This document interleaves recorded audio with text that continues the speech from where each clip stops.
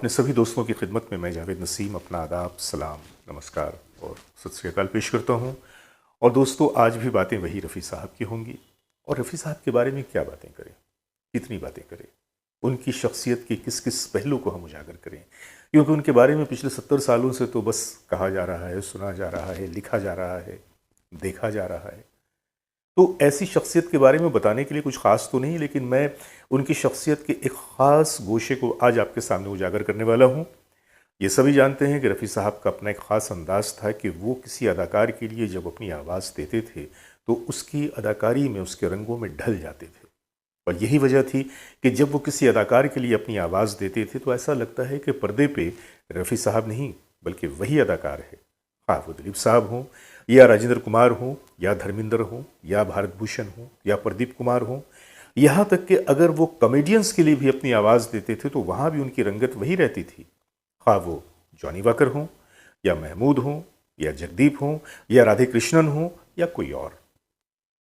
ये सिलसिला आगे की तरफ बढ़ता हुआ ऐसे कुछ गुमनाम अदाकारों की तरफ तक पहुंचता है कि जिन्हें कोई नहीं जानता, लेकिन रफ़ी साहब ने उनके लिए भी अपनी आवाज़ों का नजराना पेश किया।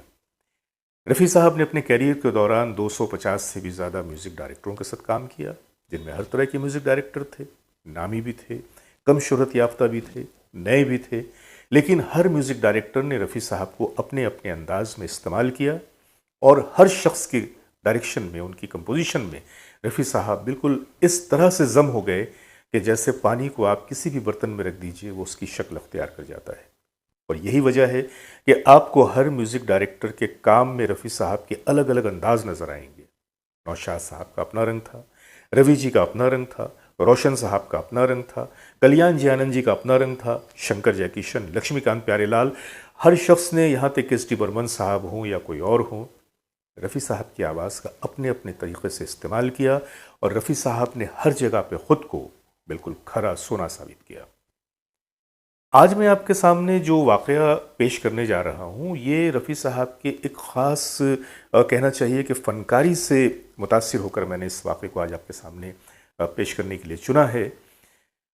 हमारी इंडस्ट्री के एक और बहुत बड़े मंझे हुए प्लेबैक सिंगर किशोर कुमार। रफ़ी साहब के बाद अगर किसी बहुत ही मजबूत और वर्सेटाइल सिंगर की बात आती है तो किशोर कुमार साहब का ही नाम आता है। लेकिन आपको ये भी पता होगा कि किशोर कुमार साहब, जो कि बड़े ही प्रतिभाशाली थे, जो डायरेक्टर भी थे, प्रोड्यूसर भी थे, राइटर भी थे, एक्टर भी थे, गुलकार भी थे, उन्होंने भी अपनी फिल्मों में पर्दे पे अपने लिए कई बार रफ़ी साहब की आवाज़ का इस्तेमाल किया, क्योंकि उन्हें मालूम था कि उनकी हदें क्या है। किशोर कुमार साहब अपनी फिल्मों में गाने खुद ही गाते थे, उन्हें कभी किसी की ज़रूरत तो पड़ती नहीं थी। और बात है, कभी कभी उन्होंने रफ़ी साहब का इस्तेमाल तो किया, लेकिन एक बार ऐसा हुआ कि रफ़ी साहब ने किशोर कुमार साहब की गायकी के अंदाज में ढल के एक गीत गा दिया।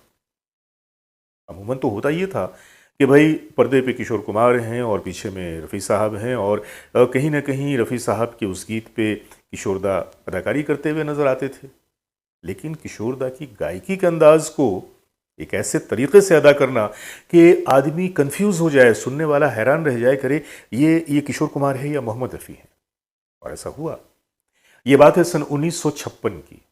1956 में एक फिल्म आई थी, फिल्म का नाम था पैसा ही पैसा। फिल्म के तमाम गाने जो थे वो किशोर कुमार गा रहे थे, क्योंकि हमेशा तो अपनी आवाज़ में वो खुद ही गाते थे। लेकिन एक गीत उसमें ऐसा था कि जिसके लिए इसके दो वर्जन बनाए गए, एक किशोर साहब की आवाज़ में, दूसरा रफ़ी साहब की आवाज़ में। और ये जो गीत था, इसके बोल थे फरियाद है फरियाद। ये कॉमेडी सॉन्ग था, बहुत ही मज़ेदार गाना। अगर आप लोगों ने नहीं सुना तो इसे ज़रूर सुनिए।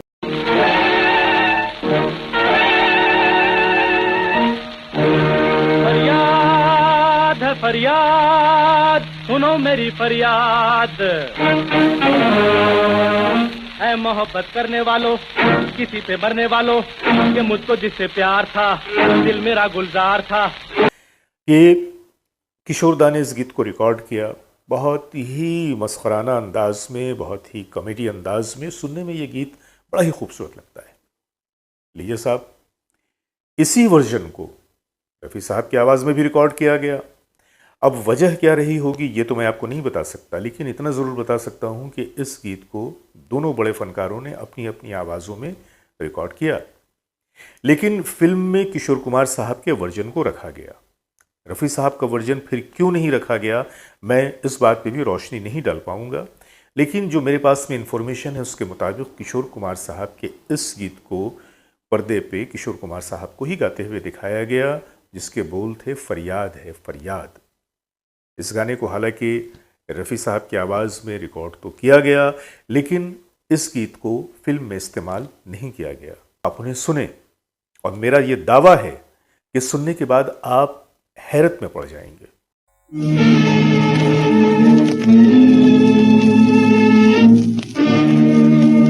फरियाद है फरियाद, सुनो मेरी फरियाद। ऐ मोहब्बत करने वालों, किसी पे मरने वालों, कि मुझको जिससे प्यार था, दिल मेरा गुलजार था, लूट के चल दिया वो सयाद।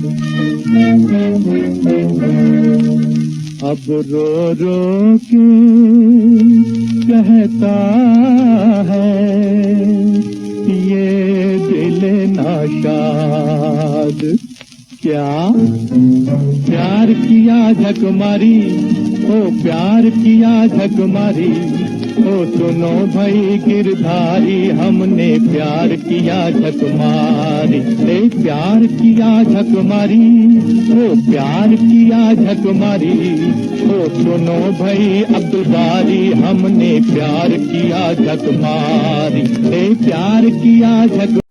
क्या भाई, रफ़ी साहब तो दिलीप साहब के लिए दिलीप साहब के अंदाज में ढल जाते थे और जानी वाकर के लिए जानी वाकर के अंदाज में ढल जाते थे, लेकिन वो तो अदाकार थे।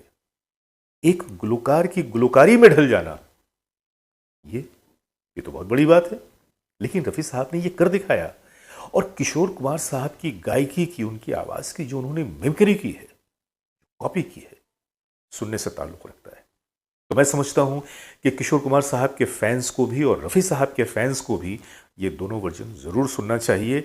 और ये गाना क्या है कि यूँ समझ लीजिए कि दोनों फनकारों की फनकारी का, उनके आपसी रिश्ते का, उनकी मोहब्बत का एक प्रतीक है। तो मैंने सोचा कि आज ये छोटी सी कहानी लेकिन आप लोगों के सामने पेश करूं और आप लोगों को एक बहुत ही खुशगवार और एक हैरतनाक सा मैं झटका दूं। उम्मीद है कि आज का ये वीडियो आप लोगों को पसंद आएगा। मैं आपके सामने दोनों गानों की हल्की हल्की झलकियां यहाँ पेश कर रहा हूँ, इस रिक्वेस्ट के साथ, इस गुजारिश के साथ कि आप लोग इन दोनों गीतों को जाकर यूट्यूब पे पूरे का पूरा ज़रूर सुनिएगा। और अब अपने दोस्त जावेद नसीम को इजाज़त दीजिए। बहुत सारी मोहब्बतों के साथ आप सबों की खिदमत में मेरा सलाम।